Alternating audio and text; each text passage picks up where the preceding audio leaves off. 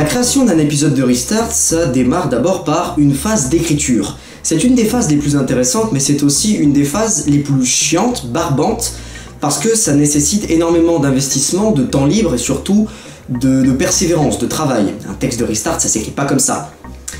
Dans un premier temps, je commence toujours par rusher un petit peu sur internet. Je regarde un peu les vidéos, je parle un peu avec des gens, certaines personnes me recommandent de parler de tel jeu, de tel thème, d'utiliser tel type de musique.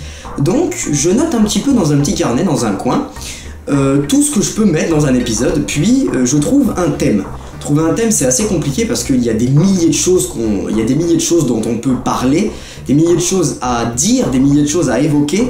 Il y a matière à vraiment beaucoup faire sur le jeu vidéo. Il y a matière à créer. Dans un second temps, je dois passer par une phase qu'on appelle la phase de rédaction. Je dois mettre en forme mon texte.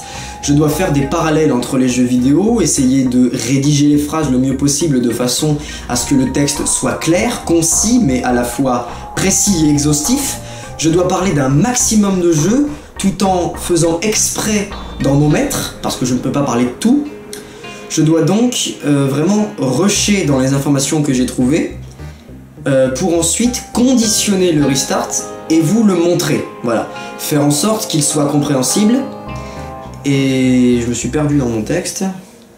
Et pour terminer, un Restart, c'est également une grosse partie scénario. Je dois le temporiser, savoir où le placer, je ne peux pas vous le balancer d'un coup comme ça en un seul épisode. Bon, je l'ai fait pour l'épisode final parce que j'en avais besoin. Je suis trop à l'étroit dans mon format de Restart saison 3, d'où la saison 4 qui sera un peu plus folichonne, un petit peu plus baroque, on va dire, dans sa réalisation.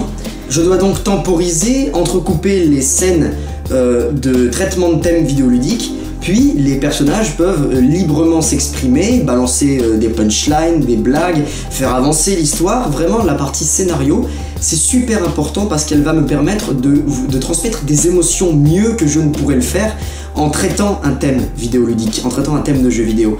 Et j'ai envie de créer mon propre style en m'inspirant de toutes les magnifiques œuvres du cinéma qui ont été réalisées jusqu'à ce jour. C'est vraiment mon ambition dans Restart et j'aimerais que vous compreniez que c'est une émission beaucoup plus que vidéoludique. C'est aussi une émission dans laquelle il y a une âme, des personnages. Considérez donc là comme une émission de haute volée, gardez-le bien en tête d'ici la sortie de la saison 4 et je vous dis à la prochaine pour une nouvelle partie de cette revue de tournage. Merci de m'avoir suivi.